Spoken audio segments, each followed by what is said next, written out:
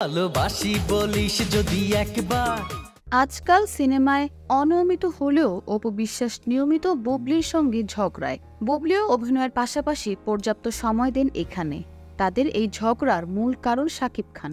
শাকিবকে নিয়ে অপু বুবলির এই কলকাকলি যেন আরও বেড়েছে। নানা জায়গায় শাকিব খানকে জড়িয়ে আলোচনা করেন তারা। বাচ্চাদের সামনে রেখে দুজনই শাকিব প্রসঙ্গ এনে নানা কথা বলেন। শাকিবের প্রসঙ্গে কথা বলা নিয়ে সাবেক এই দুই স্ত্রী নিজেদের মধ্যেই দ্বন্দ্বে জড়ান কখনো কখনো। তবে এতে বিরক্ত ও বিব্রত শাকিবের পরিবার।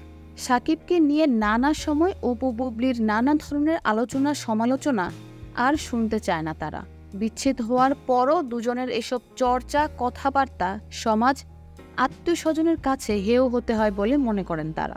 তাই শাকিবের মতামত নিয়ে তার মা বাবা বোন ভগ্নিপতি মিলে পাত্রী দেখা শুরু করেছেন। এদিকে সূত্র জানিয়েছে বুবলির ওপর বেশি বিরক্ত কিং খানের পরিবার। এমনকি এই নায়িকাকে শাকিবের অফিস কিংবা বাসায় যেতেও করা হয়েছে নিষেধ। সূত্রটির ভাষ্যমতে এক সঙ্গীত শিল্পীর সঙ্গে কয়েক মাস আগে বুবলির সম্পর্ক নিয়ে গুজব রটে। এরপর থেকে বুবলির সঙ্গে কোনো কথাই বলেন না শাকিব। বুবলির সম্প্রতি মিথ্যাচারের বিরক্ত হয়ে তাকে কড়াকড়িভাবে বাসায় আসতেও বারণ করেছেন শাকিব খান ও তার পরিবার। এও বলে দেওয়া হয়েছে সন্তান শেহজাদ এলে যেন বুবলির সঙ্গে নয় পরিবারের অন্যদের সঙ্গে আসে। পারিবারিক ওই সূত্র আরও জানায় শাকিবের সঙ্গে অপু বিশ্বাসের সম্পর্ক বহু আগেই শেষ।